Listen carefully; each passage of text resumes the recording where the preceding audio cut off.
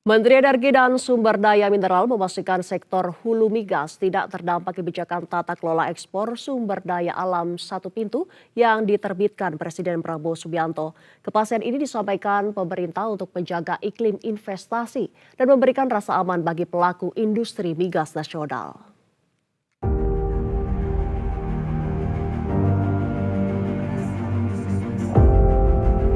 Pemerintah memastikan kebijakan tata kelola ekspor sumber daya alam atau SDA satu pintu tidak berlaku bagi sektor hulu minyak dan gas bumi.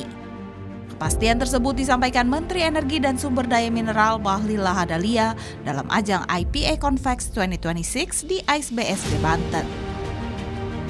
Menurut Bahlil, keputusan itu diambil langsung oleh Presiden Prabowo Subianto setelah mempertimbangkan kondisi industri migas nasional dan pentingnya menjaga kepastian investasi di sektor energi.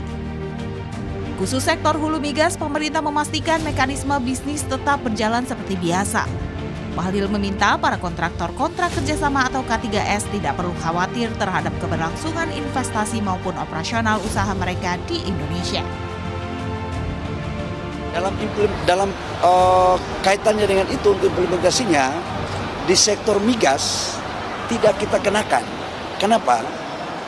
Karena yang pertama, hampir semua penjualan migas ini kan di dalam negeri.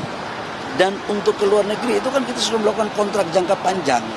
Dan itu hampir dapat dipastikan tidak ada transfer pricing ataupun under invoicing. Yang lain lagi adalah ini sudah terjadi kesepakatan pada saat sebelum POD, negosiasi pemerintah dengan pengusahanya. Yang keempat, kita tahu bahwa investasi di sektor hulu migas itu membutuhkan biaya eksplorasi yang tidak sedikit, itu cukup besar, dengan risiko yang sangat besar sekali.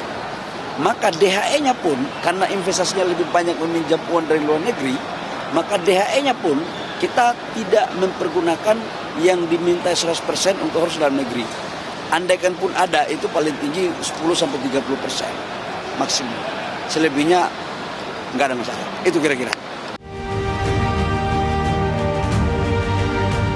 Bahlil meminta perusahaan K3S yang telah ditunjuk pemerintah segera menyerap produksi minyak dari koperasi dan pelaku UMKM masyarakat agar aktivitas pengeboran rakyat dapat berjalan legal sekaligus memberikan manfaat ekonomi bagi masyarakat sekitar.